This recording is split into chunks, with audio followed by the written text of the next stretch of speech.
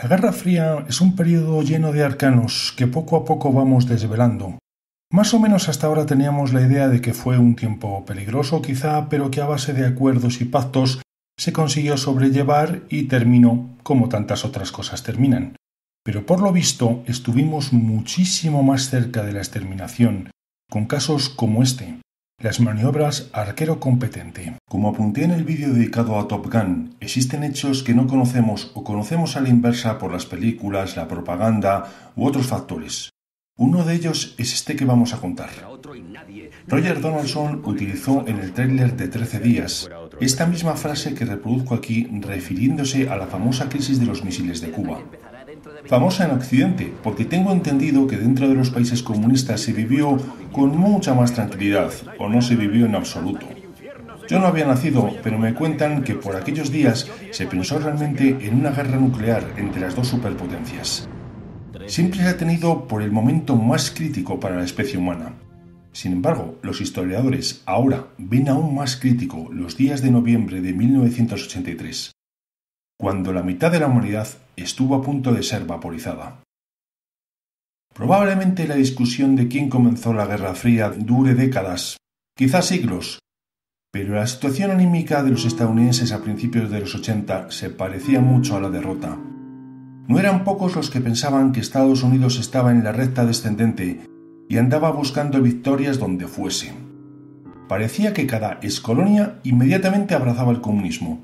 En África lo habían hecho Etiopía, Somalia, Mozambique. En Asia, el gigante indio coqueteaba con los soviéticos, no digamos ya China, después de haber expulsado a los japoneses. Pero es que la ideología de Marx había triunfado incluso en el patio trasero estadounidense, cuando en Nicaragua lograron el poder los sandinistas. Las naciones ya no parecían tener el respeto habitual a esa superpotencia. Hasta sus embajadas podían ser asaltadas y sus empleados secuestrados durante meses y meses, sin poder hacer nada a su país, salvo el ridículo en el desierto iraní. Estados Unidos, el país del destino manifiesto, el que había tocado la grandeza conduciendo por la luna, había perdido su espíritu.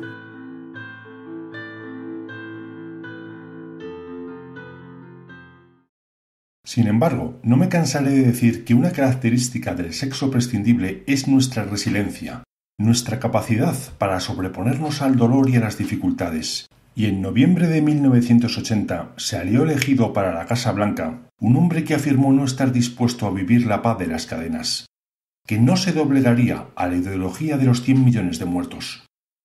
Se cuenta que reunido con sus asesores, Ronald Reagan comenzó a preguntar si superaban a los soviéticos en armas nucleares, en carros de combate, en soldados. Todas las respuestas eran que no. Pero al parecer entonces dijo, hay una cosa en la que somos netamente superiores, en dinero. Sorprendentemente, al otro lado del telón de acero no lo tenían tan claro. Sabían que los estadounidenses lo superaban en algo igual de crítico, en tecnología. A principios de los 80, los niños estadounidenses ya jugaban con ordenadores, y en la URSS los jerarcas tenían pánico a que se difundieran por miedo a perder su codiciado poder. Realmente no sabían lo que sería capaz de conseguir la tecnología estadounidense, pero sabían que se hallaba muy por encima de la suya. El mantra de sufrir una invasión volvió a la mente del Politburó soviético, según nos cuentan Christopher Andrew y Oleg Gordievsky. Tanto es así que solo 5 meses después de tomar Reagan posesión de su cargo, Leonidas Brezhnev se reunió con el jefe de la KGB, Yuri Andropov, para tratar las primeras líneas de la Operación Ryan, la mayor recopilación de información realizada por la URSS para tener listo un ataque nuclear preventivo que inutilizara o disminuyera mucho la capacidad bélica occidental. Las acciones de Reagan parecían confirmar la típica paranoia soviética del ataque por sorpresa, ya sea teutónico, napoleónico, alemán. En su primera rueda de prensa el 29 de enero de 1981 afirmó que no deseaba seguir con la política de apaciguamiento. Por contra, plantaría cara a los soviéticos. En noviembre de ese mismo año, solo 10 meses después de tomar posesión, dio luz verde a las maniobras Ocean Safari, los ejercicios navales más grandes de la Alianza Atlántica en los océanos Atlántico y Ártico. Pero en esta ocasión iban dispuestos a darle una lección descomunal a los rusos. En su base de Musmark, los soviéticos se creían intocables. La segunda flota de la US Navy recibió la orden de demostrar lo muy equivocados que estaban. Con su inmensa superioridad tecnológica podían imitar y anular los radares enemigos, confundir a los sonares submarinos y violar su espacio aéreo día sí día no, sin poder evitarlo los comunistas. Las lecciones recibidas fueron tan contundentes que la descomunal y temible maquinaria soviética, la que había vencido a la Wehrmacht, la que había invadido Hungría y Checoslovaquia, estimó que podía contener a Estados Unidos durante una semana. ¡Una semana! Pasado ese tiempo, no podían garantizar que la bandera de las barras estrellas no ondease sobre el Kremlin.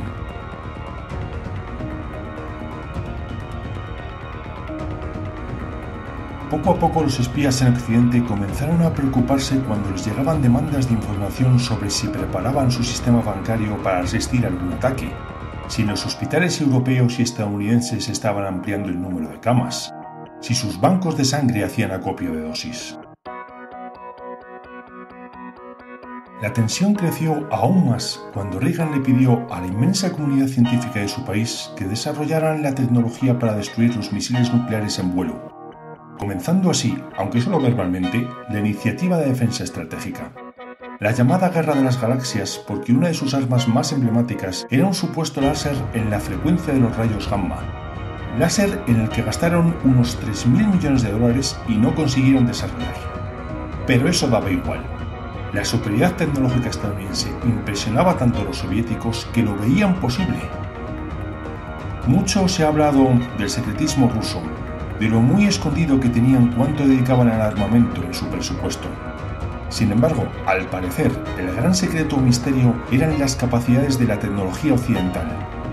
Desde luego, Reagan había logrado su propósito de humillar a los soviéticos y demostrarles que no podían ganar una guerra convencional, por muy superiores que fuesen en número. Pero también logró muertos. La sensación de vulnerabilidad, de sufrir continuas violaciones de su espacio aéreo con fines desconocidos, era tan grande que cuando en septiembre de 1983 un 747 de la Korean Airlines, con el mismo número que el famoso agente secreto, el 007, se salió de su ruta y entró en el espacio aéreo soviético, un caza salió a interceptarlo.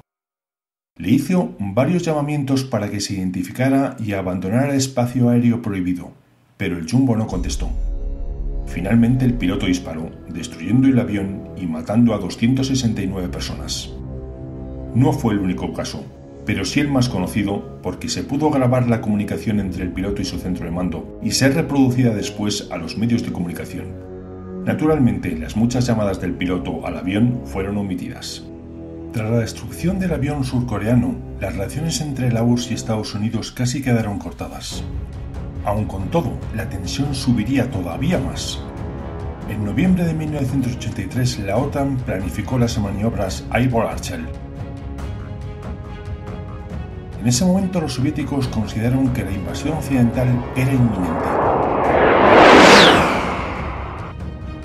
Las bases de misiles se pusieron en estado de alerta, los bombarderos nucleares despegaron, los submarinos se hicieron a la mar. Era la única baza que aún les quedaba antes de que Estados Unidos desarrollara su escudo antimisiles, y estaban dispuestos a jugarla. Por su parte, los espías hicieron lo imposible por conseguir pruebas para demostrar a los dirigentes occidentales que los temores soviéticos no eran fantasías, sino que de verdad pensaban en la existencia de un plan para la invasión. Asimismo, los miembros del KGB también hicieron lo imposible por transmitir la situación a Occidente. Pero lo intentaron con una de las pocas o la única ciudadana estadounidense que viajó a la URSS, Susan Massey.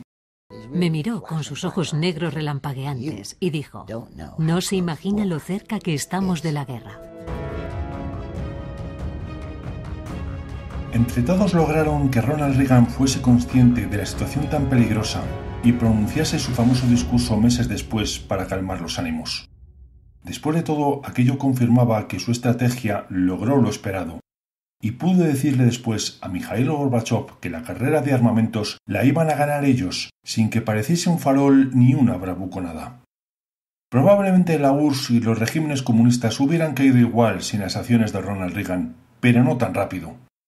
Con todo, no es la caída de un régimen con cientos de millones de asesinados a sus espaldas lo que toda la humanidad debe agradecerle a gente como Ronald Reagan. es el haber acabado con unas 60.000 armas nucleares que llegaron a tener las dos superpotencias. Desde mi punto de vista, eso se consiguió con 3 cualidades muy varoniles, mayoritariamente varoniles: decisión, valor y uso de la tecnología.